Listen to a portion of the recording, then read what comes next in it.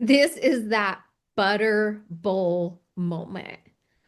Listen, maybe you're not from the South. I shared this once at a church, and after I walked off stage, the pastor came over and asked, Peggy, what are you talking about? What is a butter bowl?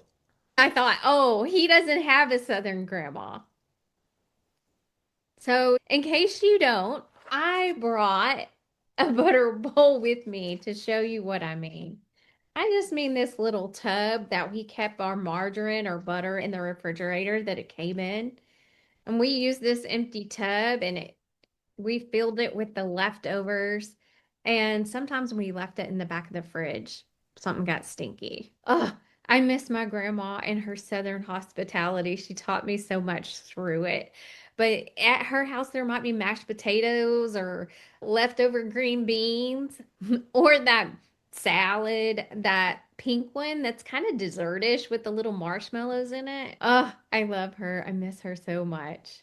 But every once in a while, there'd be one in the very back that got missed and it got a little gross and it started to stink. That's the butter bowl today that I'm talking about.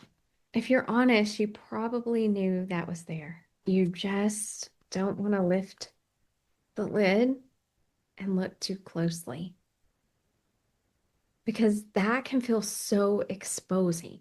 I remember what that felt like for me. There wasn't this big dramatic moment. It wasn't a big loud breaking point. There was this quiet awareness. And sometimes there still is today. Ooh, that's still there. I had shoved in this butter bowl for about 40 years, literally 40 years of my life. I kept the lid on it because I didn't know what to do with it. I kept the lid on it because it grew too big back there. Maybe for you, it's not even something obvious. Maybe it's a thought that you kept shoving down. Maybe for you, it's a reaction that you kept shoving away. Maybe for you, it's a weight internally that you've carried so long that no one else even notices that it's there, but you do. And Jesus knows too. He's not standing there with the spotlight in a lecture. He's ready to shine his light into that space, not to shame you, but to free you. Because what we hide in here, it is heavy. But what comes to the light, we can finally release and surrender to his truth, not our truth trying to fix it.